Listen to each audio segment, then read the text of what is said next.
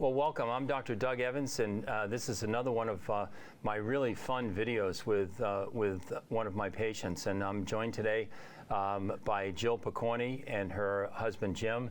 And thank you so much for joining me today. Anytime. We try to make these videos really conversational, and you tell your story. And I know that the people who watch these videos find it inspirational because and the topic today will be pancreas cancer, and Jill is a pancreatic cancer survivor, which we're so thrilled about. And people who are undergoing treatment right now for pancreas cancer, they need more Jill Pokornys to inspire them and get them through it. One of the difficult aspects of pancreas cancer is the length and the magnitude of the treatment. Yep. And it's very easy for people to get a little discouraged, get a little down. And so little videos like this are a little pick-me-up, if you will. So maybe we could start. And I usually use in the office, as most people know, I always use Mr. and Mrs. But on the radio and in these videos, I think first names are always a little bit better. Yep. Jill, if you could just tell us your story. I think it goes back to 2019, I think, right? Yeah, yes, 2019, early 2019. I don't remember all the exact dates. Yeah. After the chemo, I'm a little fuzzy. But, it started with watery stools. And I was in contact with my gastro doctor. And we were working on that. And then I noticed weight loss. And he put me on Creon because evidently my pancreas was not creating the enzymes that it needed to create to hold on to the nutrients of the food that I ate. So I was losing weight rather quickly. So then when he did my colonoscopy, he saw something that didn't look right. So he sent me to Fredert, and they did a scope. From above. Yep. Yeah. And then they did a biopsy, and they found out it was pancreatic cancer. Yeah. So you actually presented with, and I listened to the radio coming to work and then going home from work. And I usually listen to the news, not to sound too boring and too work involved. But I noticed there are now all these commercials on the air for exocrine pancreatic insufficiency, which can occur in non-malignant conditions. Okay. But with pancreas cancer, when you have a tumor in the head of the pancreas that blocks the pancreatic duct, it can prevent the pancreatic enzymes from mixing with the food. And as a result, the food will not get absorbed normally, and someone will have diarrhea and weight loss. Yep. We're also doing a series of videos called Pancreas School, and we've actually just taped the second episode of Pancreas School with Michelle, who's our dietitian in the Faith Clinic, and we talk about the importance of pancreatic enzymes after treatment. But in your case, it was really an early sign of pancreatic cancer, which is important. We talk about the change in bowel habits as well as the elevation in blood sugar, despite a weight loss oftentimes. And I didn't know it, and I don't know what the time frame was, but I do know before all this happened, my blood sugar was up to 440. Yeah. But never was it mentioned or even thought of probably for pancreatic cancer, but it was so high that it took a while to get that back down.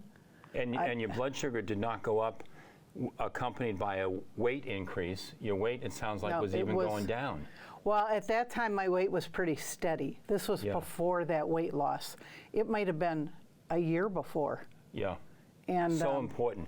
I mean, the fact that the blood sugar goes up without a weight gain, and the bowel movements are more frequent and greasy and probably a little bit smelly too, right? No, absolutely. Yeah. Yep. Yeah. I mean, and that's a struggle even now. My norm right now is just so different than my normal was prior to my pancreatic cancer. And it's kind of tough. It's a day-to-day kind of thing. Every day is something different. Well, you have that guy next to you to help you along the way. I do. think Jim has probably made every single appointment. He has. And I think the appointments you have made now to the Faith, just the Faith Clinic in the Cancer Center, number probably, I don't know if I had to guess, 60, 65?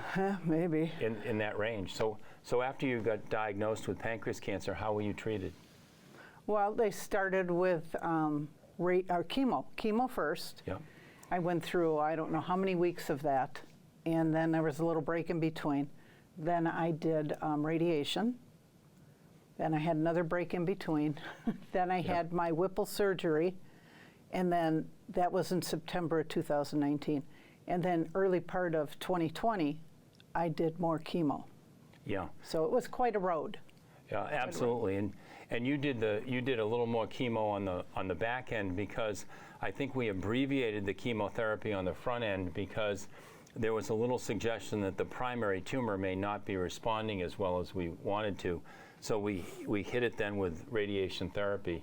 Obviously everything has gone well. How did you manage the operation? What did you think about for those patients who may be scheduled for a Whipple operation or have it in a couple months, since now I think the whole world is giving chemotherapy with or without radiation prior to a Whipple operation. What can you tell people who may be watching this to learn a little bit about the operation? Right.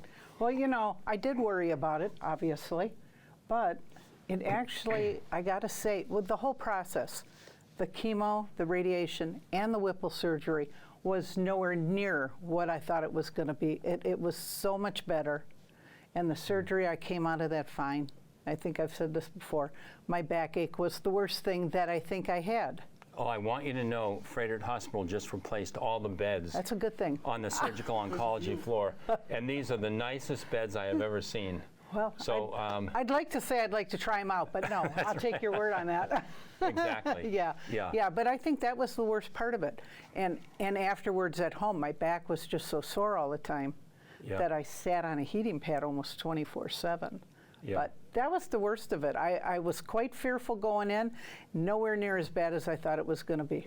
Yeah. So Jim, what was it like when she came home after the surgery, and how much help did she need, and what was your kind of key to success in supporting her?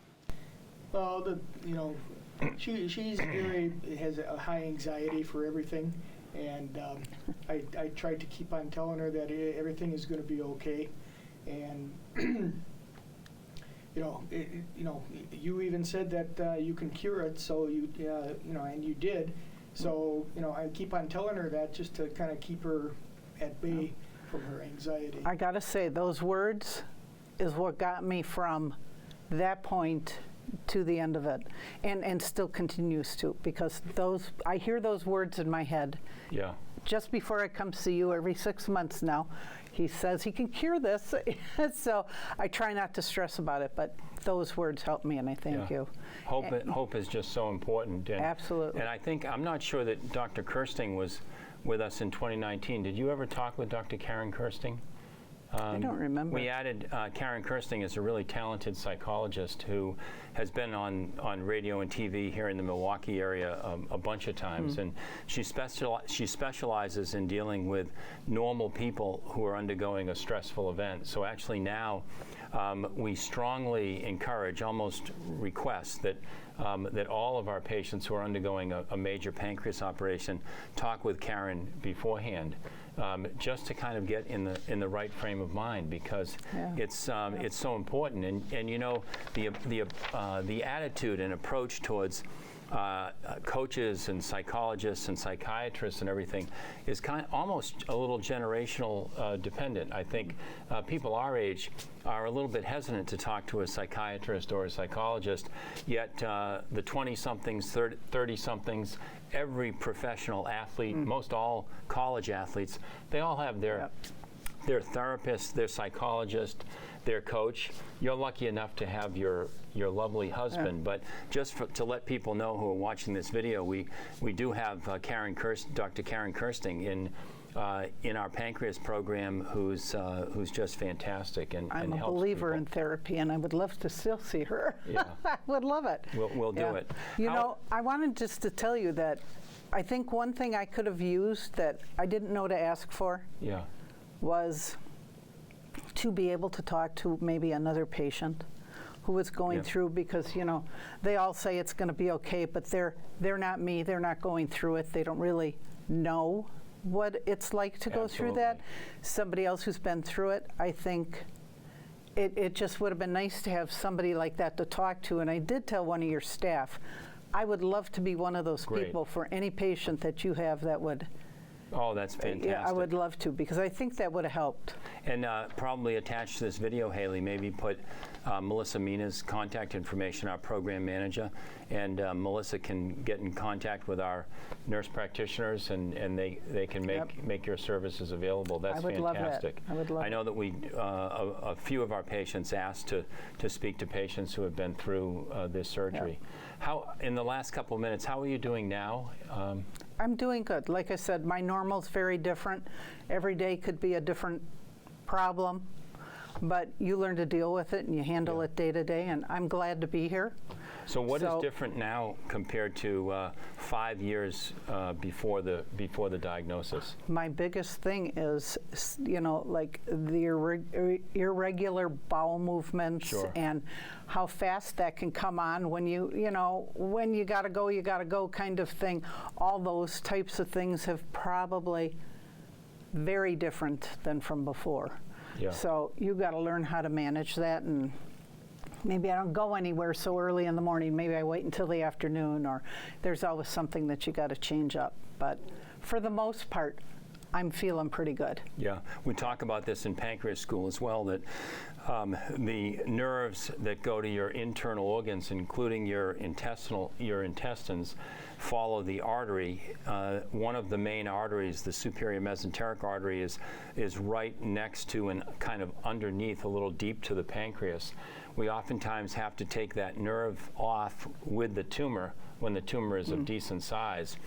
The nerve is actually a brake pedal for the small intestine, not a gas pedal. So you take away the nerve and things move faster. The small bowel peristalsis faster.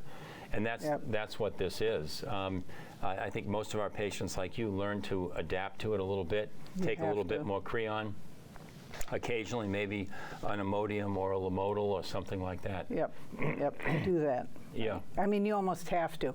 Yeah. There are days, so. But for the most part, I'm feeling good. I mean, if that's my biggest issue, small price to pay. Yeah, I'm here. absolutely.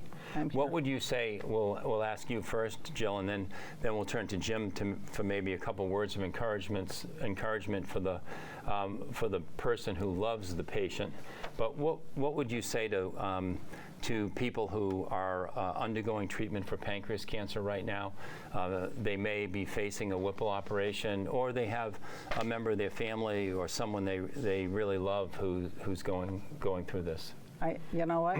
I guess everybody's different in how they handle it, but for me, it was to keep busy, try to keep my mind off of some of what was going on, try to do things that put me in a happy place, which is usually my family, my friends. That's about all we do. We go to, our kid's house, or we go to friend's house, we play cards, we do things like that. So I try to keep myself busy and just enjoy every day. Yeah. Jim, I mean, it's sometimes is even harder for the husband, wife, significant other, for the person who loves the patient at times than it is the patient. How, a couple words on the good times, the bad times, and how you kind of persevered and pushed through all this? Well, she does take a lot of pills, and she has to take them at certain times and all that stuff, and she doesn't all the time, and then she suffers the consequences of it. So we have to just make sure that she takes the pills at the proper time. Yeah. And what else would I say? Was there ever a time when you were just kind of a little tired? I mean, it becomes basically, I think the neat thing about you two is you kind of embraced the full-time aspect of the job. And I think many people get frustrated with that. And when there is a diagnosis like pancreas cancer, it requires, usually at a very inconvenient time, it requires just all hands on deck, and it requires all of your attention and focus. And yet you were in the middle of life. Yep. And I think that's one of the hardest things. And you know, obviously having a partner through this is just so critically important. Yeah, it definitely is. You know, and even my family, my friends, they were very helpful. So it does help to have that support. Yeah. Absolutely. Yeah. So. Well, Jill and Jim Pokorny, thank you so much for joining us. And Thank you. And this will be one of the great inspirational videos that hopefully will help hundreds of patients who watch it. Thanks so much. Thank you. Thank you.